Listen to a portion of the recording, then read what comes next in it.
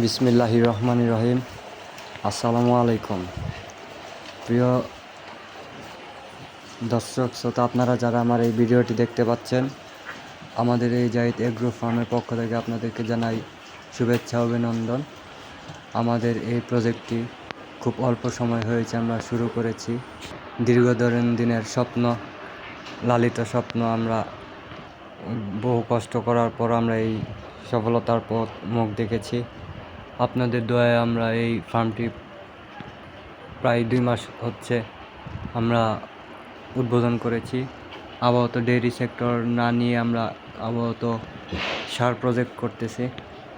তো আপনারা আপনাদের মূল্যবান মতামত জানাবেন যে সার গরুকে কীভাবে লালন পালন পরিচর্যা করলে খুব অল্প সময়ে এবং প্রাকৃতিক উপায়ে তাদের গ্রোথ বৃদ্ধি করা যায়। মানুষ ছোট থেকেই বড় হয়, তাই আমরা ছোট থেকেই শুরু করলাম।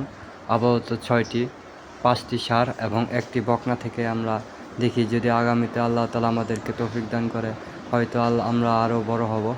তো সেই লক্ষ্যে আপনাদের সকলের দোয়া চাই। আপনারা যারা আমাদের এই ভিডিওটি দেখছেন তাদেরকে ধন্যবাদ, মূল্যবান সময় আমাদের এই প্রজেক্টটিকে দেখার জন্য।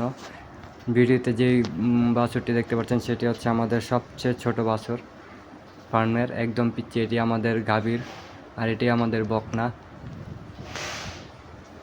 আর এই আমাদের হচ্ছে মোটামুটি আমাদের শেড, 10টি গরুর শেড করা হয়েছে, মাঝখান দিয়ে রাস্তা, আর প্রতিটি গরুর জন্য আলাদা আলাদা চৌবাচ্চা করা হয়েছে। যদিও চৌবাচ্চাটি একটু বড় হয়েছে, আমরা আগামীতে এই চৌবাচ্চাগুলো একটু ছোট করে দেবো। এক সাইডে পানির পাত্র দিব, আরেক পাশে খাবারের পাত্র। আর আমাদের বাহিরে কিছু কবুতর রেখেছি, কবুতরগুলা বাহিরে খোলামেলা পরিবেশে বড় হচ্ছে। আর এটা হচ্ছে আমাদের ফার্মের পুরো প্রজেক্ট না বলতে মোটামুটি অল্প এক সাইড দেখানো হচ্ছে। অন্য পাশে আরও জমি রয়েছে। আমরা গরুকে প্রাকৃতিক উপায়ে কাঁচা ঘাস এবং খড় খাইয়ে লালন পালন করে থাকি।